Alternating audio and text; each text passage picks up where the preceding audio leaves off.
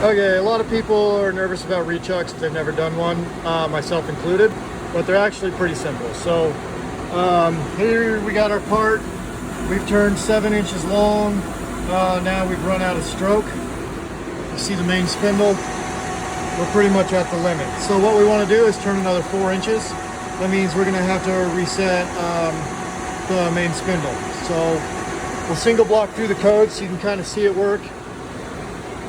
Got head 1, head 2, obviously. So we'll start the rechuck. Oops, got to be in memory.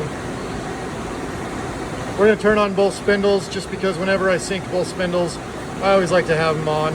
On the Star, M82 syncs those.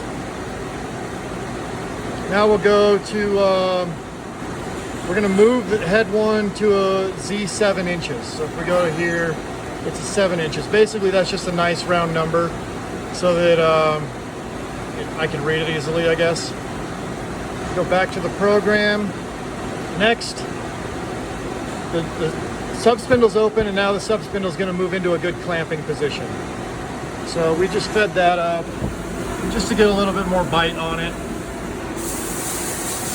Now the sub-spindle's in a great location. It's going to clamp the sub-spindle, so that now when we unclamp the main collet, right now the main collet's open, that bar stock's not going to go anywhere since the sub spindle's holding it.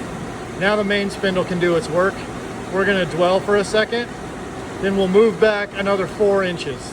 W minus 4 is incremental for 4 inches. That way we have 4 more inches that we can turn.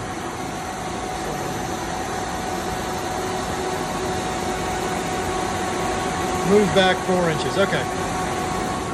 Now we go to our position page. You can see Z says 3 inches. Obviously the machine doesn't know what we're trying to do at this point. All it knows is we have moved it back 4 inches. So the Z position is 3 inches. We need to reset that position to be back to 7 inches, which is what we had originally started with.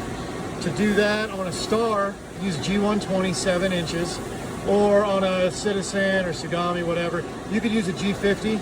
So it'd be G50 7 inches. Now when we hit this next line, that Z1 is going to change to 7 inches. Boom.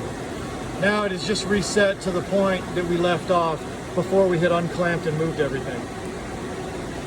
We'll clamp the main spindle, dwell for a second, and now our rechuck is complete and we're ready to turn another 4 inches.